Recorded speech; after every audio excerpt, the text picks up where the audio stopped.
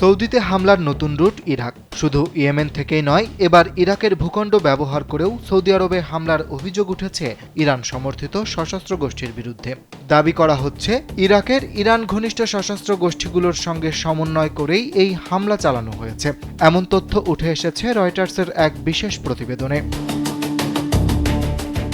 রয়টার্সের প্রতিবেদনে বলা হয়েছে, সৌদি আরব ও তাদের আঞ্চলিক মিত্ররা বলছে, চলতি সপ্তাহে দেশটির পূর্ব অঞ্চলের গুরুত্বপূর্ণ তেল স্থাপনাগুলোকে লক্ষ্য করে হামলা চালানো হয়। তাদের দাবি, হামলাটি ইরাকের ভূখণ্ড ব্যবহার করে পরিচালিত হয়েছে এবং পুরো অভিযানের তদারকিতে ছিল ইরানের Islamic revolutionary guard corps IRGC।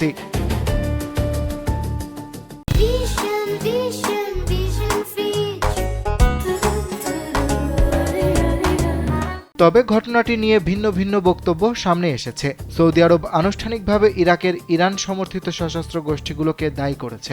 অন্যদিকে গোষ্ঠীটি হামলার দায় স্বীকার করলেও ইরাক সরকার জানিয়েছে, বিষয়টি তদন্ত করে দেখা হচ্ছে। এই হামলার জবাবে বুধবার যুক্তরাষ্ট্রের সঙ্গে যৌথভাবে ইরাকের কয়েকটি লক্ষ্যবস্তুতে বিমান হামলা চালায় সৌদি আরব। এরপর ইরানের বিভিন্ন গণমাধ্যমে IRGCর সদস্য ইরাকি যোদ্ধা এবং অন্তত একজন ইরান সমর্থিত সশস্ত্র গোষ্ঠীর সদস্য নিহত হওয়ার খবর প্রকাশ করা হয়। গবেষকদের মতে, আগে এসব গোষ্ঠীর সমন্বয় ইরানের মাধ্যমে পরিচালিত হলেও এখন তারা নিজেদের মাধ্যমে সরাসরি প্রশিক্ষণ, তথ্য বিনিময় এবং যৌথ সামরিক অভিযান পরিচালনা করছে। একই সঙ্গে সিরিয়ার পরিবর্তিত পরিস্থিতি এবং লেবাননের ইরান ঘনিষ্ঠ শক্তির দুর্বলতার পর ইরাক এখন এই জোটের অন্যতম গুরুত্বপূর্ণ কেন্দ্র হয়ে উঠেছে। তবে এই গোষ্ঠীগুলোর সঙ্গে ইরান ঘনিষ্ঠ গোষ্ঠীগুলোর সম্পর্ক নতুন নয়। 2024 সালে তারা যৌথ অপারেশন কক্ষ গঠনের ঘোষণা দেয়। পরে একই বছর ইসরায়েলকে লক্ষ্য করে প্রথম যৌথ অভিযানের দাবিও জানানো হয়। রয়টার্স জানিয়েছে, ইরাকে ওই সশস্ত্র গোষ্ঠীর স্থায়ী উপস্থিতিও রয়েছে।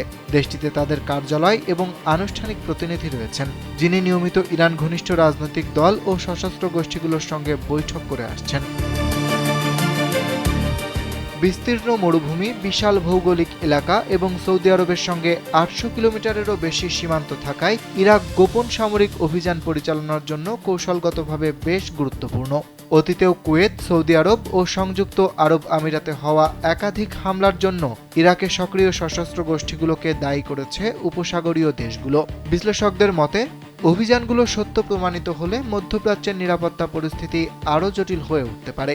একই সঙ্গে ইরাককে ঘিরে নতুন কূটনৈতিক ও সামরিক উত্তেজনা সৃষ্টি হওয়ার আশঙ্কাও বাড়বে। অরিত্র বাসু, কালবেলা।